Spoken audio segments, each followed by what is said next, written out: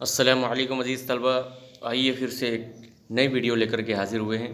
गज़ल number 5 हमने पिछली video में लिया था, जिसमें सिर्फ समझाया गया था। इसमें हलशुदा मशक़ी सरगर्मियाँ ली गई हैं। गज़ल नंबर 5 खाका देखिए।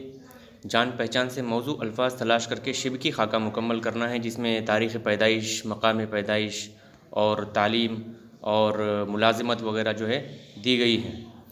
ये परवीन शाकिर की गज़ल हमने पिछले वीडियो में समझा था।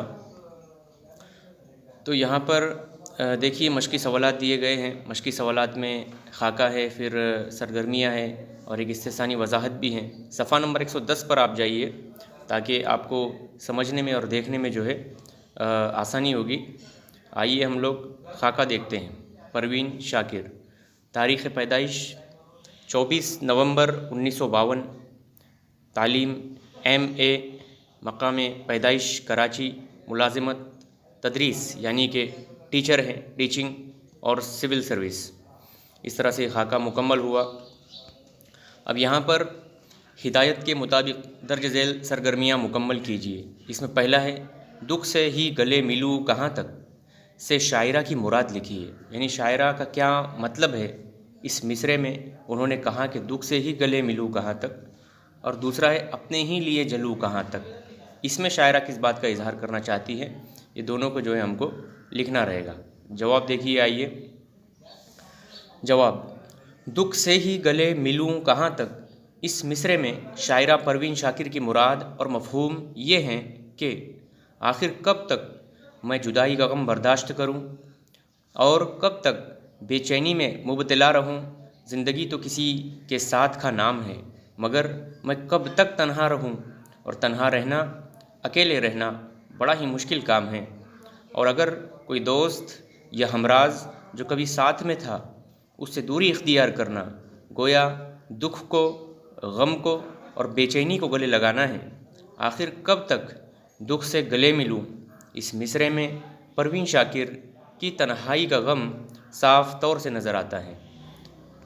अगला सवाल है अपने ही लिए जलूँ कहाँ तक से शायरा ने जिस बात का इजहार किया है उसे तहरीर कीजिए। क्या बात उन्होंने जो है इजहार करना चाहिए, इसमें ये हमको देखना है। यहाँ पर देखिए जवाब।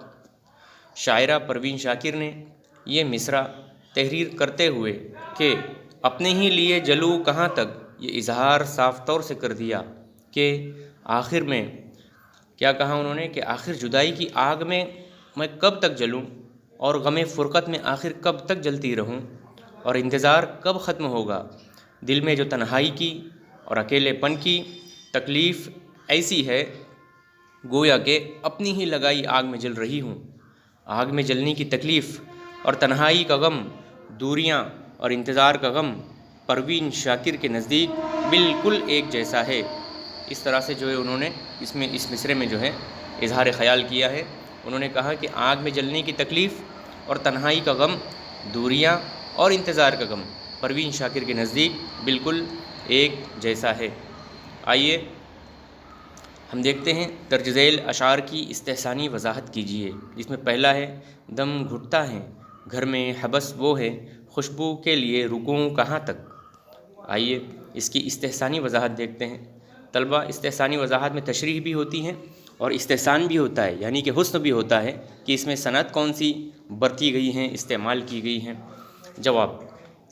शायरा परवीन शाकिर इस शेर में गम, इंतज़ार और तन्हाई से इस कदर बेचैन हैं कि अब घर में दम घुटता है, यानी दिल की हालत बहुत बेचैन है। यहाँ पर दिल को घर कहकर, यानी कि डायरेक्टली घर कहकर, बराह रास्त घर कहकर सनत इस्तिआरा इस्तेमाल किया और शेर में हुस्न पैदा कर दिया। और फिर दूसरे में अपने महबूब को बराह रास्त, यानी दूसरे शेर में अपने महबूब को डायरेक्टली यानी बराह रास्त खुशबू कह डाला और इस्तिआरे से सजा दिया और कहा कि आखिर खुशबू के लिए रुकूं कहाँ तक, कब मुमकिन होगी मुलाकात जो ये तमाम बेइत्मीनानियाँ ख़त्म करेगी। जिस तरह खुशबू दिलो दिमाग को सुकून व इत्मीनान देती हैं, बिल्कुल उसी तरह महबूब से मुलाकात तमाम बेइत्मीनानियों को ख़त्म कर देगी। इस तरह से उन्होंने जो है इजहार ख़याल किया है।